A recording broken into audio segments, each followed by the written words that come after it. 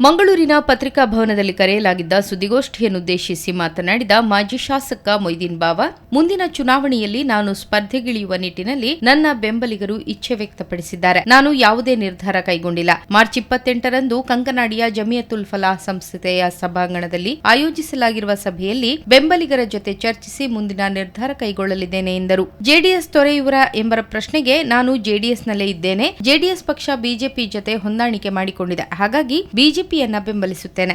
ಆದರೆ ಬಿಜೆಪಿಯ ಎಲ್ಲಾ ಸಿದ್ಧಾಂತಗಳಿಗೆ ಸಹಮತ ಇಲ್ಲ. ಸಿಎಎ, ಹಿಜಾಬ್, ಅಜಾನ್ಗೆ ವಿರೋಧದ ಬಿಜೆಪಿಯ ಸಿದ್ಧಾಂತಗಳನ್ನು ನಾನು ವಿರೋಧಿಸುತ್ತೇನೆ. ಮಾಜಿ ಮುಖ್ಯಮಂತ್ರಿ ಕುಮಾರಸ್ವಾಮಿ ಅವರು ಕಲ್ಲಡ್ಕ ಶಾಲೆಗೆ ಭೇಟಿಯನ್ನ ನಾನು ವಿರೋಧಿಸಿದ್ದೆ ಎಂದರು. ಕಾಂಗ್ರೆಸ್ನಲ್ಲಿ ಕಳೆದ ವಿಧಾನಸಭಾ ಚುನಾವಣೆಯಲ್ಲಿ ಟಿಕೆಟ್ ತಪ್ಪಲು ಪಕ್ಷದ ರಾಜ್ಯಾಧ್ಯಕ್ಷರೇ ಕಾರಣ ಎಂದು ದೂರಿದ ಮೊಯ್ದೀನ್ ಬಾವ, ಶಾಸಕರೇ ಆಗಿದ್ದ ಬಿಜೆಪಿಯ ಜಗದೀಶ್ ಶೆಟ್ಟರ್ ಅವರನ್ನು ಹೆಲಿಕಾಪ್ಟರ್ಗಳ ಮೂಲಕ ಬರಮಾಡಿಕೊಂಡಿದ್ದ ಕಾಂಗ್ರೆಸ್ ಅದೇ ಸಂದರ್ಭದಲ್ಲಿ ನಾನು ಉಪವಾಸವಿದ್ದರೂ ಟಿಕೆಟ್ ಬಯಸಿ ಪಕ್ಷದ ನಾಯಕರನ್ನು ಕಾಯುತ್ತಿದ್ದರು.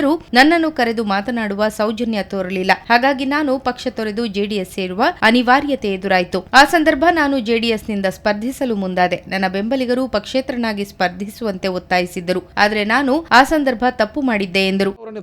ನಾನು ಒಂದು MLA ಆಗಿದ್ದೆ, ನನಗೂ ಗೌರವ ಇದೆ. AICCಯಲ್ಲಿ ರಾಹುಲ್ ಗಾಂಧಿ ಅವರ ಸೈನು ಆಗಿ ಬರ್ತದೆ. ಇಲ್ಲಿಗೆ ನಂದು 3ನೇ ಲಿಸ್ಟಲ್ಲಿ ನನ್ನ ಹೆಸರು ಬರ್ತದೆ.